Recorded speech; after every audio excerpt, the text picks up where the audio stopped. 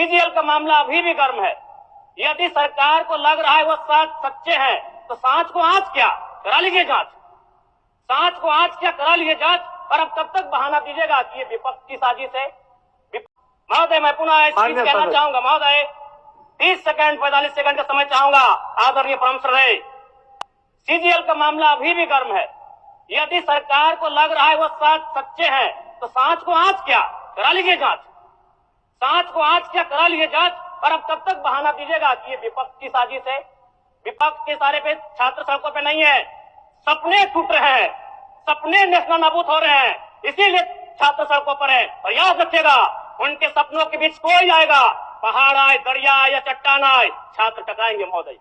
मैं फिर कहूंगा, यदि आप सच है तो सच को आंच क्या कराइए जांच, सीजीएल की जांच हो। मैं पुनः कहूंगा, खतियान आधारित स्थानीय नीति, विस्थापन नीति पुनः समीक्षा करते हुए लागू कैसे हो उस दिशा में राज्य को बढ़ना चाहिए।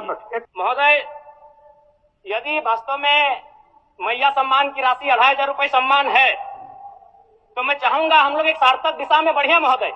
आज जितने भी माननीय हैं उनको बस की सुविधा दी जाए, जितने भी माननीय हैं अपने घर से ट्रेन की सुविधा से सदन आए, जितने भी माननीय हैं वो अपना टीए भत्ता का त्याग करे, जितने भी माननीय हैं यह जांच हो कि उनके बच्चे सरकारी स्कूलों में पढ़ते हैं या गैर सरकारी स्कूलों में पढ़ते हैं, निजी स्कूलों में पढ़ते हैं, इस विषय का भी जांच हो। अगर उसमें अगर कसौटी में उतरते हैं हम कहेंगे ये मैया सम्मान योजना है, और नहीं तो इसे केवल और केवल जिस सपने के साथ ये राज्य अलग हुआ था वो सपना कहीं ना कहीं अधूरा होगा महोदय। 2500 रुपया सम्मान की कसौटी नहीं होगा। सम्मान तभी होता है जब समानता से आता है, समानता है तभी सम्मान है। अगर समानता नहीं है महोदय तो किस सम्मान की आप बात करते हैं। अध्यक्ष महोदय, आदरणीय मुख्यमंत्री को दोबारा बहुमत से चुनकर आने के लिए भी धन्यवाद। माननीय वित्त मंत्री के द्वारा अनुपूरक बजट, द्वितीय अनुपूरक बजट जो 4,833 करोड़ 39 लाख लाया गया है, जबकि यही सरकार ठीक कुछ दिन पूर्व प्रथम अनुपूरक बजट, माफ कीजिएगा, प्रथम अनुपूरक बजट 4,833 करोड़ 39 लाख का लाया गया था। और आज पुनः द्वितीय अनुपूरक बजट जो कि 11,697 करोड़ 45 लाख की राशि लेकर आए हैं। तो महोदय, जब पूर्व में हमारे पास जो निर्धारित राशि होती है और उन राशि को अगर हम खर्च नहीं कर पाते हैं तो फिर ऐसे बजट का एक दिशा का होना और राज्य की दिशा का अलग होना कहीं ना कहीं चरितार्थ को हम लोग उदाहरण के रूप में प्रस्तुत करते हैं। महोदय, बजट की सार्थकता तभी आम व्यक्ति को समझ में आएगी जब एक गांव का सबसे गरीब व्यक्ति, गंगवा की पत्नी गंगिया, अपनी गठरी में बाजार के बजट को रख पाए। आज तमाम माननीयों ने, हमने भी सोचा था कि पक्ष की तरफ से विषय को रखा जाएगा, विपक्ष वाले तर्क को प्रस्तुत करेंगे और इसी बीच में एक नया नवेला युवा सीखने का कार्य करूंगा। लेकिन मैक्सिमम समय इन्होंने दिशाहीन मुद्दों पे रखा। तो मैं, चूंकि मैया सम्मान योजना मूल बिंदु रही, केंद्र बिंदु रही, किसी ने उसे सम्मान कहा, नारियों का सम्मान कहा, महिलाओं का सम्मान कहा, हम लोग भी महिलाओं के सम्मान के पक्षधर हैं। हमारे एक भाई कह रहे थे कि 2500 रुपए की राशि जब एक स्कूल कॉलेज में पढ़ने वाली बहन को दिया जाएगा तो उससे वो स्कूल कॉलेज कागज, कॉपी, कलम की सामग्री लेगी। मैं कहना चाहूंगा, अगर आप उसे स्कूल कॉलेज जाने से पहले अगर 2500 रुपए देंगे तो उसे आप निकम्मा और आलसी बनाएंगे। यदि आपको उस राशि को देना है तो उसके स्कूल कॉलेज जाने के बाद दीजिए, स्कॉलरशिप के रूप में दीजिए।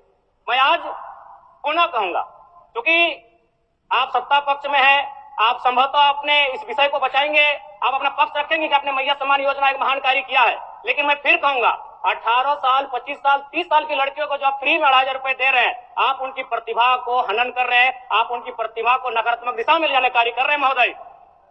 मैं इसे आप स्कॉलरशिप का रूप दीजिए।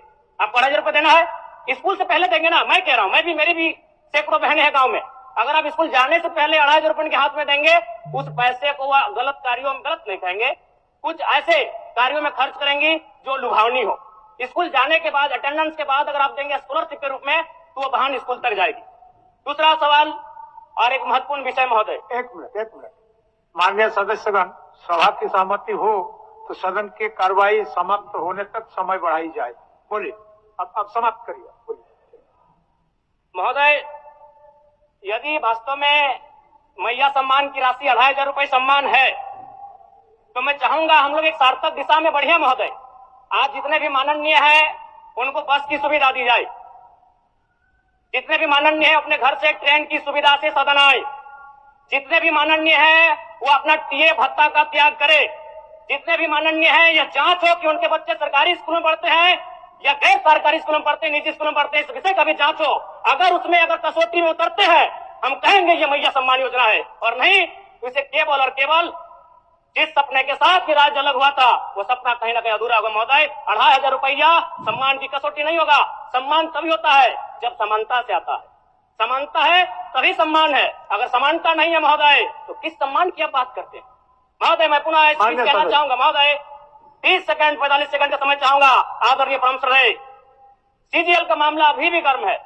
यदि सरकार को लग रहा है वो सच्चे हैं तो सांच को आंच क्या करा लीजिए जांच, सांच को आंच क्या करा लीजिए जांच। और अब कब तक बहाना दीजिएगा कि ये विपक्ष की साजिश है?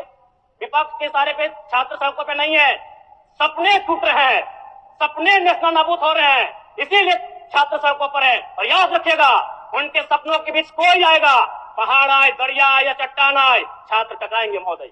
मैं फिर कहूंगा यदि आप सच है तो सच को आंच क्या कराइए जांच, सीजीएल की जांच हो। मैं पुनः कहूंगा खतियान आधारित स्थानीय नीति, विस्थापन नीति पुनः समीक्षा करते हुए लागू कैसे हो उस दिशा में राज्य को बढ़ना चाहिए। और महत्वपूर्ण विषय महोदय मैं ये कहना चाहूंगा, हो गया माननीय जयराम कुमार जी, हो गया।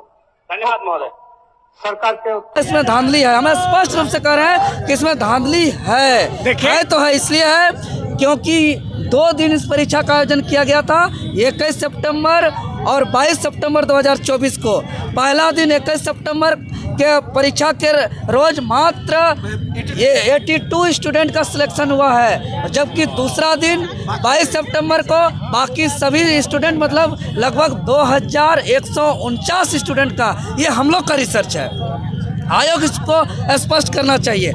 तीसरी बात, रिजल्ट प्रकाशन के साथ साथ कटअप जारी नहीं किया गया, यह दुनिया में कहीं नहीं होता ऐसा। तीसरी बात, सिलेक्टेड स्टूडेंट का मार्क्स को पब्लिक डोमेन में जारी नहीं करना, ये साफ साफ साबित होता है कि लोग चोरी के तहत सेटिंग गेटिंग करके नौकरी को बेच रहे हैं ये लोग।